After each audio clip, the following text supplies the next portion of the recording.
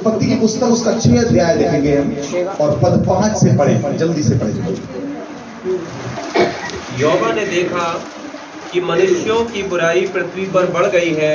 परमेश्वर ने देखा कि मनुष्यों की बुराई पृथ्वी पर बढ़ गई है, और उनके मन के विचार में जो कुछ उत्पन्न होता है वह निरंतर बुरा ही होता है। और उनके मन के विचारों में जो कुछ उत्पन्न होता है वो निरंतर बुरा ही होता है। और यहोवा पृथ्वी पर मनुष्य को बनाने से पछताया। और यहोवा पृथ्वी पर मनुष्य को बनाने से पछताने लगा। आगे, और वह मन में अति खेदित हुआ। मन में अति खेदित हुआ, बहुत दुख हुआ परमेश्वर को। तब यहोवा ने कहा, मैं मनुष्य को जिसकी मैंने सृष्टि की है पृथ्वी के ऊपर से मिटा दूंगा। मैं मनुष्य को जिसकी मैंने सृष्टि की है पृथ्वी के ऊपर से मिटा डालूंगा। क्या मनुष्य, क्या पशु, क्या रेंगने वाले जंतु, क्या आकाश के पक्षी, सबको मिटा दूंगा। सबको मिटा दूंगा, क्योंकि मैं उनके बनाने से पछताता हूँ। क्योंकि मैं उनके बनाने से पछताता हूँ। परंतु यहोवा के अनुग्रह की दृष्टि नूह पर बनी रही।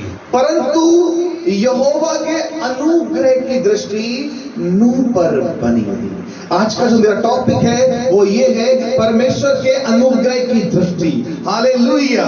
परमेश्वर के अनुग्रह की दृष्टि हम पर अगर बनी है, संसार में चाहे कुछ भी हो रहा हो, पाप से दुनिया भर जाए, चाहे पूरी दुनिया के अंदर आग और गंधक गिरने लगे, चाहे पूरे संसार के अंदर जल प्रलय आ जाए, महामारियां फैल जाए, चाहे कैसे ही भूकंप आने पाए, मैं आपको बताना चाहता हूं, अगर आपके ऊपर परमेश्वर का अनुग्रह की दृष्टि है, कोई आपको हानि नहीं पहुंचा सकता।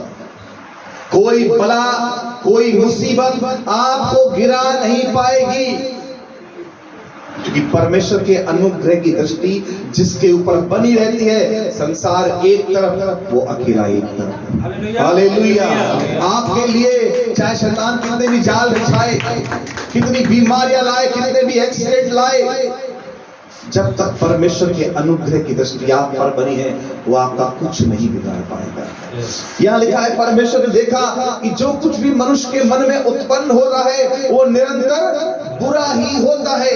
और कलाम में लिखा है, जैसे नूह के दिन थे वैसे ही अंत के समय में होगा। नूह के जमाने में लोग मन में इतने ज्यादा बुरे हो चुके थे कि व्यभिचार चरम सीमा पर था। लड़कियों से शादियां कर रही थी, लड़के शादियां कर रहे थे। होमोसेक्सुअलिटी, समलैंगिकता का पाप चरम सीमा पर था। मनुष्य शरीर के पीछे ऐसे भाग रहे थे मानो वो परमेश्वर की खोज से बड़ा हो। इंसानी जिस्म की भूख, इंसानी जरूरतें इतनी ज्यादा बढ़ गई थी कि उनको पाप करना हंसी और खेल लगने लगा। मेरे प्रियो, इन लोगों ने मनुष्यों से जब इनका पेट नहीं भरा पाप करने से, तो मछलियों को, पशुओं को, पक्षियों को तक को नहीं छोड़ा, और उनके साथ भी घिनौने काम किए। इसलिए परमेश्वर ने जब देखा कि मनुष्य निरंतर पाप और पाप और पाप करता जा रहा है, वो मन में दुखी हुआ। लिखा है, वो मनुष्य को बनाने से पछताया। वो परमेश्वर होकर दुखी हो रहा है, वो परमेश्वर होकर पछता रहा है। क्यों? क्योंकि मनुष्य अपने पाप के स्वभाव में गिरता चला जा रहा है। आज के इस परिवेश में आप देखिए संसार की हालत क्या है। आप जैसे ही कोई भी समाज को उठाकर देख लीजिए, किसी भी शहर को उठाकर देख लीजिए, कोई जगह सुरक्षित नहीं है। आज रिश्तों की मर्यादा खत्म हो चुकी है। आज आप किसी पर ट्रस्ट नहीं कर सकते, किसी विश्वासी पर विश्वास नहीं कर सकते। आज इतना माहौल खराब है, रिश्तों की कोई मर्यादा नहीं बची है। ऐसी ऐसी खबरें आप रोज पढ़ते हैं कि बाप ने सगी बेटी के साथ ऐसा कर दिया, माँ ने बेटे के साथ ऐसा किया, बहन भाई ऐसा कर रहे हैं, दोस्त रिश्तेदार ऐसा कर रहे हैं। संसार के अंदर कोई रिश्ता पवित्र नहीं रह गया। ये सब बातें बता रही हैं कि संसार का अंत अब निकट आ चुका है। ये सारे पाप बता रहे हैं इस वक्त होमोसेक्सुअलिटी आपको मालूम है संसार में छाई हुई है। चारों तरफ लोग नशे के आदी हो गए हैं। व्यभिचार करना उनको मजाक सा मालूम पड़ता है। लड़कियां शादियां कर रही हैं और उनका एक कानून भी बना दिया गया है कि आप उनसे कुछ कह भी नहीं सकते। चर्च के ऊपर एक प्रेशर है कि वो अपने चर्च के अंदर समलैंगिक लोगों का विवाह भी पढ़वाएं। अमेरिका और अन्य दूसरे बहुत विकसित देश है, कंट्रियां हैं, उनमें इस बात की चर्चा हो रही है कि हम क्या करें। चर्च को मजबूर किया जा रहा है कि क्या करें, वो ऐसे लोगों का विवाह करें, अन्यथा चर्च पर आफत आएगी। मेरे प्रिय भाई बहन, मैं आपको बताना मांग रहा हूं कि अंत के समय में आपके ऊपर अगर परमेश्वर के अनुग्रह की दृष्टि है तब आप बच पाएंगे। नूह के जमाने में सब पाप में घिरे हुए थे, हर तरफ पाप ही पाप था। हत्याएं, चोरियां, डकैतियां, व्यभिचार, समलैंगिकता और हाइब्रिडेशन। पशु को मिलाकर दूसरे पशु से एक नया पशु पैदा कर देना, इंसान और जानवर को मिलाकर एक नए किस्म का प्रजाति बनाना, पक्षियों को मिलाकर दूसरा अन्य पक्षी बनाना, ये हाइब्रिडेशन जो था, हाइब्रिड्स कहते हैं लोग। ये सब कुछ उस जमाने में चल रहा था। आप मिस्र के पिरामिड या अन्य चित्रों को देखेंगे तो आपको दिखाई देगा कि आधी मछली है और आधा लड़की है, जल परी से बोला जाता है। या ऊपर सर पर जो है वो बाज का शक्ल सूरत है और नीचे पूरा मानव का शरीर है। हमारे बरेली के अंदर भी एक फौज, आपको मालूम है, गरुड़ सेना कहते हैं उसे। जब आप निकल के जाएंगे सैटेलाइट से थोड़ा आगे बढ़ेंगे फरीदपुर रोड के लिए, तो आपको उल्टे हाथ पर ही उसका बहुत बड़ा एक सामने ऑफिस सा मालूम पड़ेगा, दरवाजा था, और उस पर गरुड़ लिखा हुआ है, गरुड़ सेना। उसमें आप चित्र देख सकते जाकर, पूरा शरीर इंसान का है और ऊपर का जो फेस है वो है गरुड़ का है, यानी बाज का है। ये सारे जो सिंबलिज्म बता रहा हूं आपको मैं, आप बहुत सारे जगहों पर इनको देख सकते हैं। ये सब कुछ पहले हो चुका है और फिर दोबारा इस वक्त संसार में हो रहा है। आपको मालूम है इन दिनों क्या हो रहा है, शेर को मिलाकर और चीते को मिलाकर लाइगर बना दिया गया। क्या बात है, लाइगर। ना टाइगर है ना लॉयन है, क्या है, लाइगर बना दिया उसको। एक ऊंट को, कितना बड़ा होता है ऊंट, ऊंट को मिलाकर और एक भेड़ को मिलाकर, क्या बात है, लामा। ना वो कैमल है और ना वो लैम है, लैम माने भेड़, और ना ही कैमल यानी ऊंट। ऊंट को मिलाकर और भेड़ को मिलाकर उन्होंने लामा बना दिया कि दिखाई तो देगा कैसा, ऊंट की तरह, पर उस पर ऊन है, ताकि ऊन की पैदावार ज्यादा कर सके।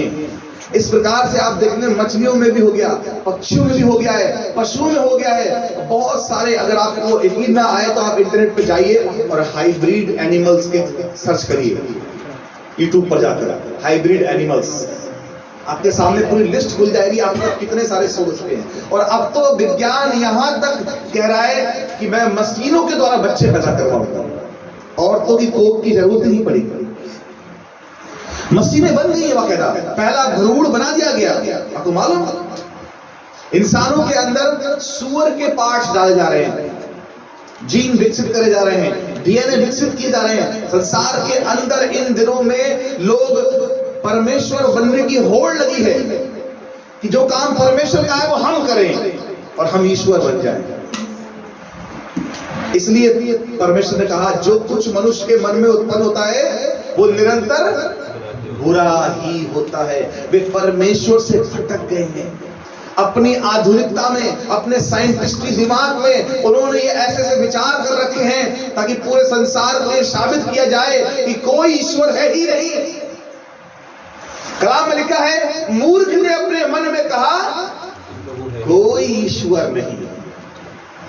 इसी क्रम में साइंटिस्ट भी बहुत से आगे बढ़ रहे हैं, साइंस भी बहुत आगे बढ़ रही है और वो भी ये बात साबित करना चाहते हैं कि कोई ऊपर ईश्वर नहीं, उसका कोई अस्तित्व नहीं है। लेकिन जितना वो आगे बढ़ रहे हैं उतना उन्हें परमेश्वर की सामर्थ्य का एहसास भी हो रहा है। हालेलुया। जब साइंटिस्ट अपनी बहुत ज्यादा ही तरक्की करते हैं, आपको मालूम इन्होंने क्या किया, एक देश के अंदर, साइबेरिया के अंदर इन्होंने एक होल किया जमीन के अंदर, जमीन में खोदते गए और इनको लगा कि हम पृथ्वी के आर पार खोद लें। लेकिन एक समय ऐसा आया, ड्रिल करते उस छेद के निचली स्थिति तक पहुंचे। जब वो कई किलोमीटर खुदाई करने के बाद इनके औजार पिघल गए, इतनी भयंकर गर्मी और ताप नीचे से ऊपर आने लगा और ऐसी हौलनाक खतरनाक आवाजें उनको सुनाई पड़ी। इनके कैमरे ने उन चित्रों को रिकॉर्ड किया, उन आवाजों को रिकॉर्ड किया, और जब सुना तो इनके रोंगटे खड़े हो गए। नरक से चीखती चिल्लाती हुई आवाजें आ रही थी। आपको मालूम ये नरक कहां पर है? पृथ्वी के जस्ट नीचे, गर्भ के अंदर, कोर में, यहां पर जहां पर लावा उबलता और खौलता रहता है, वहां नरक की आवाजें आई। साइंटिस्ट हैरान सुनते रह गए कि ये क्या हम सुन रहे हैं, लोग चीख रहे हैं, दहाड़े मार कर रो रहे हैं और कोई भी उनको आंसू पोंछने वाला नहीं है। मेरे प्रियो, जब साइंटिस्ट बहुत आगे बढ़ना चाहते हैं, परमेश्वर उनको बताता कि मैं ही जीवित परमेश्वर हूं। बाइबल सत्य परमेश्वर की पुस्तक है, उसका वचन है। आज प्रभु कह रहा है मैं मनुष्य को बनाने से पछताया, क्योंकि आज मनुष्य अपने आप को बुद्धिमान जताकर क्या बन गया है? मूर्ख बन गया है। उसने रेंगने वाले जंतुओं, उड़ने वाले पक्षियों और तमाम कलाकृतियों को अपना ईश्वर ठहरा दिया है। वो अपने हाथों से ईश्वर बनाकर कहता है कि ये मेरा परमेश्वर है, जबकि जीवित परमेश्वर तो अगम्य है। वो कहता है स्वर्ग मेरा सिंहासन, पृथ्वी मेरे पांव की चौकी है, तुम मेरे रहने का कौन सा स्थान बनाओगे? लेकिन मनुष्य आज भी अंधभक्ति में अंधा हो चुका है। कोई तो यीशु मसीह की स्टैचू खड़ा करता है, कोई मदर मैरी की स्टैचू खड़ा करता है, तो कोई माला जपने बैठ जाता है उनकी। क्या आपको दिखाई नहीं पड़ता कि कलाम में लिखा है तो किसी की सूरत या मूर्त बनाकर उसकी उपासना ना करना, मेरे सिवा तेरा कोई दूसरा खुदा ना हो। लेकिन हम कई मसीह लोग भी अपने चर्चेस के अंदर उन तमाम आइडल्स वर्शिप को लेकर आ गए हैं जो नहीं करनी चाहिए। प्रभु कहता है मैं इनको बनाने से पछता रहा हूं। आज परमेश्वर बहुत से लोगों को बनाकर पछता रहा है मेरे प्रियो। लेकिन एक बात यहां पर जो लिखी है, मैं उन सबको मिटा दूंगा आने वाले दिनों में। जैसे परमेश्वर ने नूह के जमाने में क्या किया, 40 दिन और 40 रात वर्षा के कारण क्या हुआ, जल प्रलय आ गया, आकाश के झरोखे खुल गए थे, पृथ्वी के स्रोत सारे खुल गए थे। और उससे पहले कि परमेश्वर जल प्रलय लेकर आता, उसने नूह को आदेश दिया, नूह अपने घराने समेत उस जहाज में चला जा, उसे बनाना स्टार्ट कर अभी से। कई वर्ष लगे उसको, पता है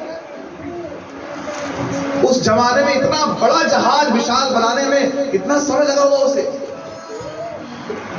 120 वर्ष। कितना? ये मेरे नॉलेज के अनुसार है, बाकी मुझे नहीं मालूम लोग क्या कहते हैं। 120 साल का मुझे मालूम है। 120 साल का समय जो परमेश्वर ने दिया कि मनुष्य की आयु 120 वर्ष की होगी, वो आज के संदर्भ में बात नहीं कर रहा था। वो टाइम पीरियड था कि आज से 120 साल के बाद मैं पूरी पृथ्वी को नाश कर दूंगा। और वो 120 साल समय था नूह के पास कि तू क्या कर, प्रचार कर। नूह और मतूशेलह मिलकर प्रचार करते थे। हालेलुया। जितने लोग उन दिनों में जीवित थे, कि उन दिनों में आयु कितनी होती थी? 975 वर्ष। मतूशेलह 969 वर्ष जिया, आदम 930 वर्ष जिया। ऐसे बहुत से लोग हैं जो 900 साल तक जिए हैं, 800 साल जिए हैं, फिर कम होती गई। नूह के बाद आयु कम होती चली गई। उन दिनों में जो लोग धार्मिक थे, उन्होंने जमकर नूह के साथ मिलकर प्रचार भी किया। लेकिन क्या हुआ, जो समय था 120 साल, उसको पूरा होने से पहले क्या हो गया, हनोक उठा लिया गया, मतूशेलह उठा लिया गया। जितने पृथ्वी पर पवित्र लोग थे उन दिनों में, वो सब एक एक करके उठाते गए। प्रभु उन्हें अपने में समा लिया, यानी कि वो मृत्यु को प्राप्त हो गए। कुछ एक हनोक जैसे लोग तो ऐसे ही चले गए ऊपर, जैसे प्रभु यीशु मसीह गया। हालेलुया। लेकिन नूह और उसका घराना परमेश्वर के अनुग्रह की दृष्टि में था।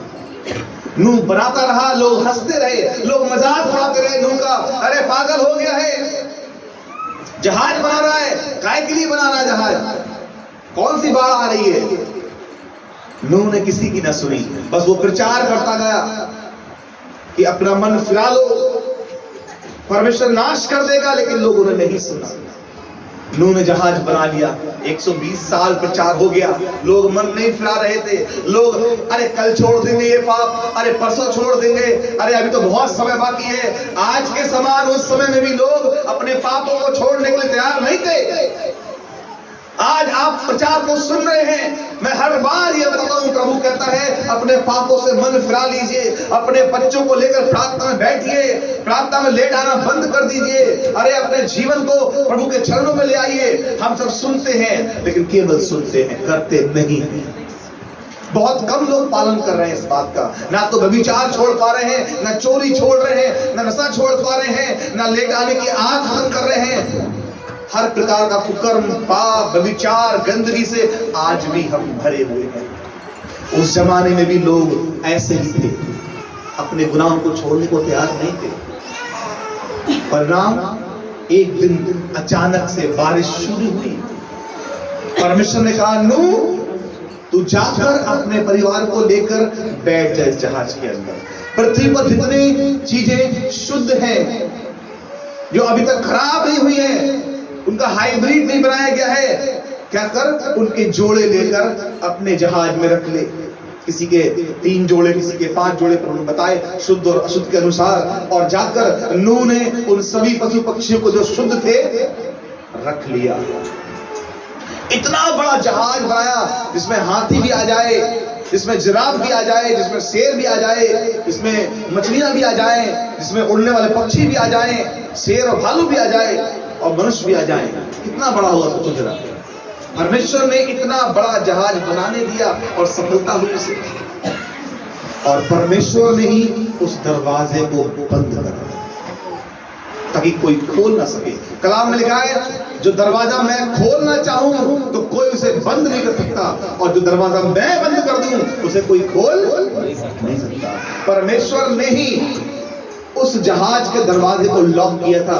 अगर कोई मनुष्य करता तो वो टूट जाता और खुल जाता, लेकिन परमेश्वर ने उस जहाज के दरवाजे को लॉक कर दिया था ताकि जब बाढ़ आए, टक्करें लगे पानी की, जब मनुष्य आकर पीटे दरवाजा, धक्का मारे, तोड़ने की कोशिश करें, इसे ना तोड़ सके और वो ना तोड़ पाए।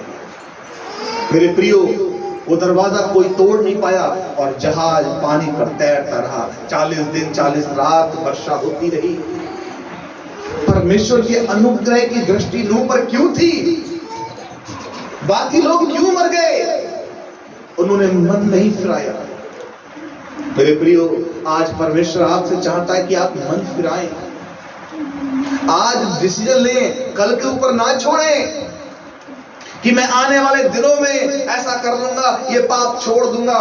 नहीं, आज डिसीजन लेना है, क्योंकि अब कलाम में लिखा है, ये पृथ्वी और ये आकाश इसलिए रखे गए हैं ताकि आग और गंधक से जलाए जाए।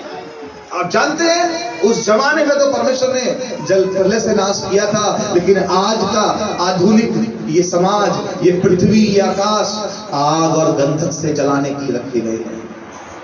अब जल प्रलय ना होगा, जगह जगह बाढ़ आ सकती है, सुनामी आ सकती है, पर पूरी तरह समाप्त नहीं करेगा। आग और गंधक गिर गिर कर, जला जला कर लोगों को राख करेगी। मेरे प्रिय भाई बहन, अब आने वाले समय में कब परमेश्वर ये करना शुरू कर देगा आपको पता भी नहीं है। अंत के समय के सारे चिन्ह लगभग पूरे हो चुके हैं। किसी भी दिन ये सूर्य जो रोज चमकता है ना, एक दिन ऐसा अचानक आएगा कि रात होगी और सुबह फिर ना होगी। मैं बता रहा हूं आपको, एक दिन ऐसे ही सब लोग खा पी कर मौज मस्ती करके सब लेटेंगे अपने अपने बिस्तरों पर, सोएंगे और अगली सुबह बेचैन होते रहेंगे, क्या हो रहा है, सुबह क्यों नहीं हो रही है। घड़ी में समय देखेंगे और समय कुछ और बताएगा और सूर्य निकल नहीं पाएगा। और हम सब उस दिन रोएंगे और चीखेंगे, ये क्या हो गया, सूर्य क्यों निकल रहा है, आज अंधकार सा क्यों दिख रहा है। पूरी दुनिया में सूरज निकलना बंद हो जाएगा, उसकी रोशनी किसी के ऊपर नहीं पड़ेगी। निकलेगा तो क्या निकलेगा, चांद निकलेगा रात में, और पता है कैसा, लाल ब्लड मून। उसकी रोशनी इतनी डरावनी होगी कि आप डरेंगे देखकर चांद को भी, ये कैसा खून सा लाल का खून। आकाश की शक्तियां हिलाई जाएंगी, कहीं पर तारे गिरेंगे, कहीं एस्ट्रोनॉइट गिरेंगे, कहीं पत्थर गिरेंगे। अचंभित करने वाली वस्तुएं आपको सब तरफ सुनाई देंगी। लोग सोचेंगे हो सकता है कि अभी धुंध है बादलों पर, हो सकता है कोहरा आ गया हो ठंड की वजह से, हो सकता है ऐसा हो गया हो, लेकिन वो सूरज फिर निकलेगा नहीं। मेरे प्रिय भाई बहन, इसलिए आज अपने मन को आप सही कर लीजिए, किसी भी दिन ये सब कुछ पूरा हो जाएगा। कलाम लिखा है, पलक झपकते ही अंतिम तुरही बजेगी और क्या होगा, उठा ली जाएगी। आखिरी नरसिंगा फूकने पर है, पलक झपकते ही हम सब जो पृथ्वी पर तैयार हैं ये उठा लिए जाएंगे। जैसे नूह के समय में जो पवित्र लोग थे धरती पर, परमेश्वर ने उन्हें 120 साल के दौरान उन सबको एक एक करके बुला लिया अपने पास। ऐसे ही इन दिनों में परमेश्वर इससे पहले कि आग और गंधक गिराए, रैप्चर हो जाएगा कलीसिया का। आपको मालूम, इससे पहले कि परमेश्वर आग और गंधक गिराकर मुझे और आपको नाश करे, यदि हम पाप में जिएंगे तो हम और आप नाश हो जाएंगे। यदि खुदा के वचनों में विश्वास करेंगे तो उसके अनुग्रह की दृष्टि हम पर बनी रहेगी। सदोम और अमोरा के विनाश के समय में आपको याद है, परमेश्वर ने उस लूत के घराने को छोड़ा नहीं था।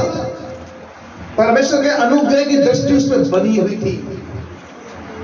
पूरा सदोम और अमोरा आग और गंधक से नष्ट कर दिया परमेश्वर ने, लेकिन फिर भी उसने लूत को वहां मरने नहीं दिया। उसके घराने को क्या करा, परमेश्वर निकाल कर लाया। नूह के समय में सब कुछ नष्ट कर दिया परमेश्वर ने, लेकिन नूह के घराने को परमेश्वर निकाल कर लाया। उसके अनुग्रह की दृष्टि अगर आपके ऊपर बनी हुई है तो संसार में चाहे जल प्रलय आ जाए, चाहे आग और गंधक गिरे, चाहे तबाही आ जाए, प्रभु आपके घराने को कुछ भी होने नहीं देगा। हालेलुया। प्रभु आपके घराने को बिल्कुल भी कोई भी मौत छूने नहीं देगा, क्योंकि परमेश्वर के अनुग्रह की दृष्टि आप पर बनी है। मेरे प्रियो, आज से अपने जीवन को बदलना शुरू करिए। आज से अपने जीवन में बदलाव करना शुरू करिए। कल कभी नहीं आता, जो करना है आज करिए। डिसीजन आज लीजिए। जो डिसीजन लेना है, पवित्रताई में जीना है, आज से जीना है। पाप छोड़ना है तो आज से छोड़ना है। चर्च में लगातार बने रहना है तो आज से आना शुरू करिए। वचन पढ़ना है तो आज से पढ़ना शुरू करिए। कल कभी नहीं आ सकता। बदलाव लाने के लिए आज जरूरी है। आपको याद है यूसुफ के विषय में आप पढ़ते हैं, कहां था यूसुफ, जेल में था। उसे पकड़वा दिया गया। एक पद को पढ़िए मेरे साथ में जरा, उत्पत्ति 39 का 21, 39 का 21, 39 का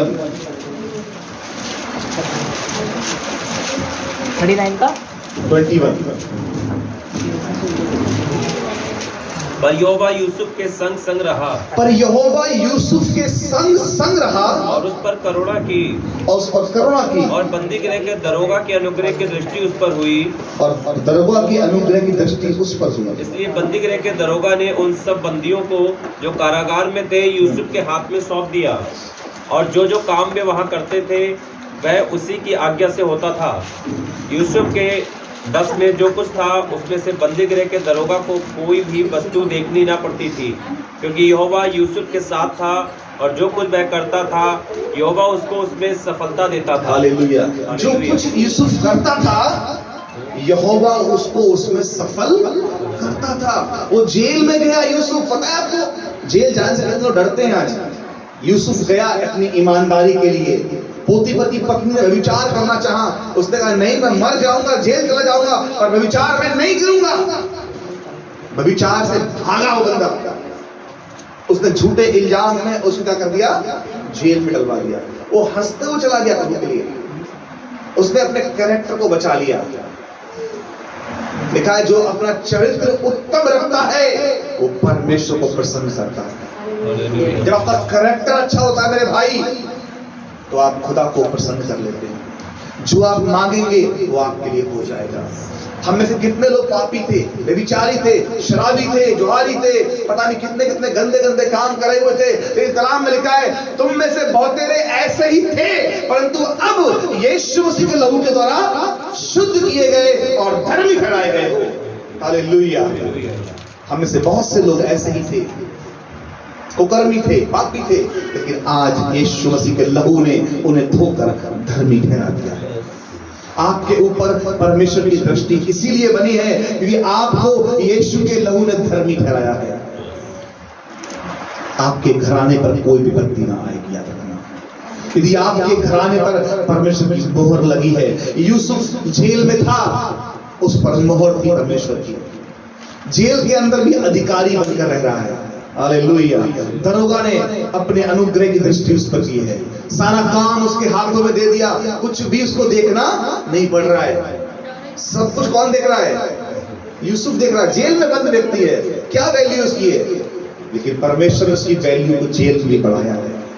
हालेलुया।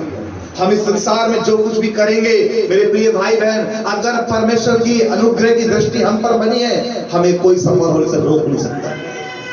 कलाम में लिखा है मैं तुझे पूंछ नहीं सर ठहराऊंगा। जितनों ने उसकी दृष्टि की है उसने ज्योति पाई है, उनका मुंह कभी काला ना होने पाया है। इस दीन जन ने पुकारा और यहोवा ने सुन लिया। धर्मी जन पर बहुत सी विपत्तियां पड़ती हैं, परंतु यहोवा उसको उन सबसे छुड़ाता है। हालेलुया। एक अंतिम पद पढ़िए मेरे साथ में, दूसरा इतिहास 16:9, जल्दी से पढ़ेंगे।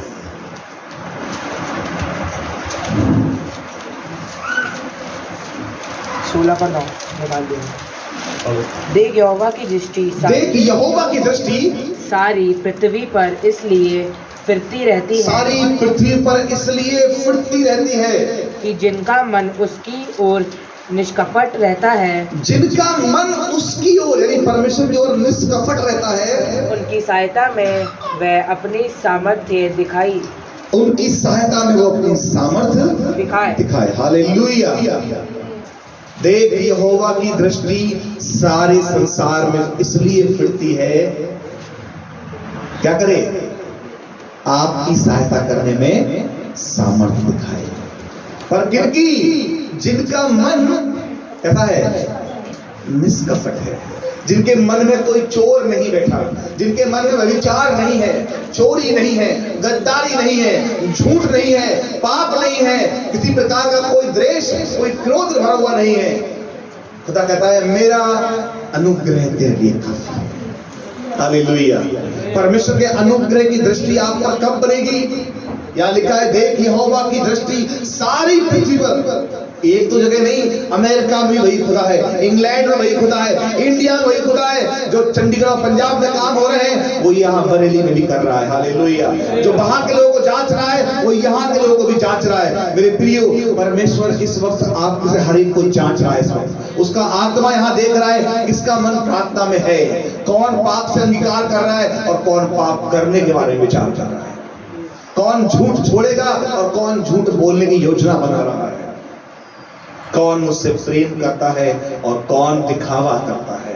प्रभु यहाँ पर जांच रहा है। पता है आपको, आज की सभा में बता रहा हूँ, परमेश्वर का आत्मा एक एक जन को यहाँ पर देख रहा है और जांच रहा है कि तुम क्या सोच रहे हो। देख यहोवा की दृष्टि सारी पृथ्वी पर इसलिए फिरती रहती है कि जिनका मन उसकी ओर निष्कपट रहता है, उनकी सहायता में वो अपनी सामर्थ्य दिखाए। यदि आपका मन निष्कपट है मेरे प्रिय भाई बहन, आपकी सहायता करने में प्रभु अपनी सामर्थ्य को दिखाएगा। जहां जहां तू जाए मैं तेरे संग रहूंगा, मैं तुझको बचाकर तेरी महिमा बढ़ाऊंगा और दीर्घ आयु से क्या करूंगा? प्राप्त करूंगा। जो कुछ वो खुश करे वो सफल होता है। दुष्ट ऐसे नहीं होते, वो उस पवन के समान है जो बहती पवन से आ जाती है। हालेलुया। कलाम में लिखा है दुष्ट लोग धर्मियों की अदालत में स्थिर ना रहेंगे। आप किस कैटेगरी में आ रहे हैं? आज अपने आप को जांचिए। क्या आप धर्मी होने की कैटेगरी में हैं? यदि हाँ, अगर आप परमेश्वर के अनुग्रह की दृष्टि में बने हुए हैं, नूह के समान, लूत के समान, या यूसुफ के समान, या दाऊद के समान, या एलिया के समान, यदि परमेश्वर के अनुग्रह की दृष्टि आपके ऊपर है, तो आपका कुछ भी बिगड़ेगा नहीं। संसार चाहे कुछ भी करे आपके खिलाफ, चाहे सब खड़े हो जाएं, यशायाह 54:17 में लिखा है, जितने हथियार तेरी हानि के लिए बनाए जाएं, उनमें से एक भी तुझ पर सफल ना होगा। जितने लोग तुझसे मुद्दे होकर नालिश करें, उन सब तुझ जीत जाएगा। हालेलुया। तेरे निकट 1000 और तेरी दाहिनी ओर 10,000 गिरेंगे, परंतु वो तेरे पास। हालेलुया। यहोवा का दूत क्या करता है? छावनी किए हुए बचाता है। हालेलुया। धर्मियों के लिए प्रभु ने ज्योति रखा है, धर्मियों के लिए खुदा ने बड़े आशीर्वाद रखे हैं। कलाम में लिखा है, धर्मी जन पर बहुत से आशीर्वाद होते रहते हैं। इसलिए आज मांगिए कि परमेश्वर तेरे अनुग्रह की दृष्टि मुझ पर हो, मेरा घराना तेरी दृष्टि में बना रहे। आइए अपनी आंखें बंद करें। हालेलुया। Thank you Jesus. धन्यवाद प्रभु यीशु।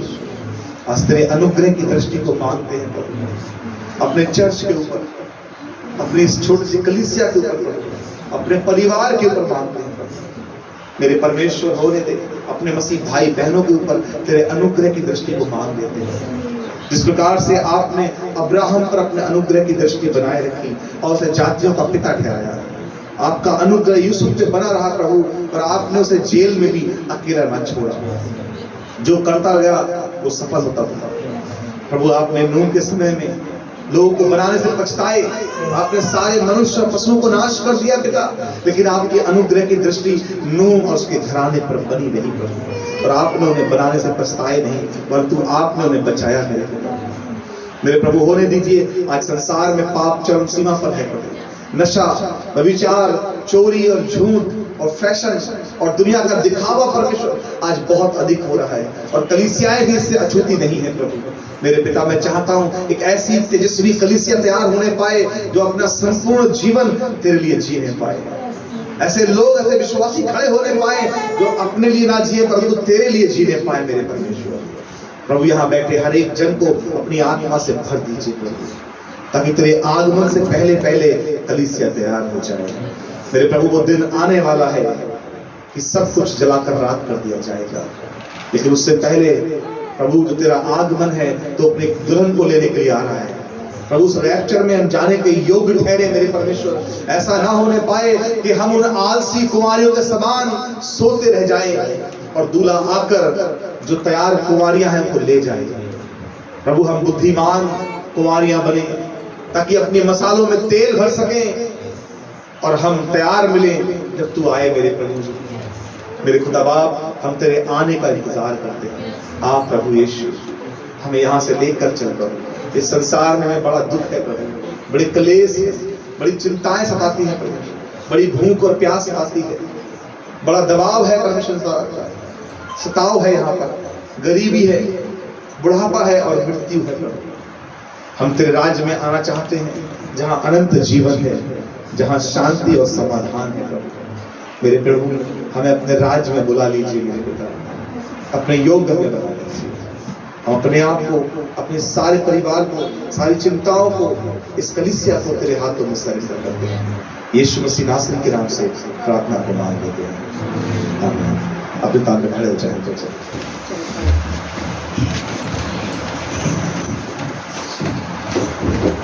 हम लोग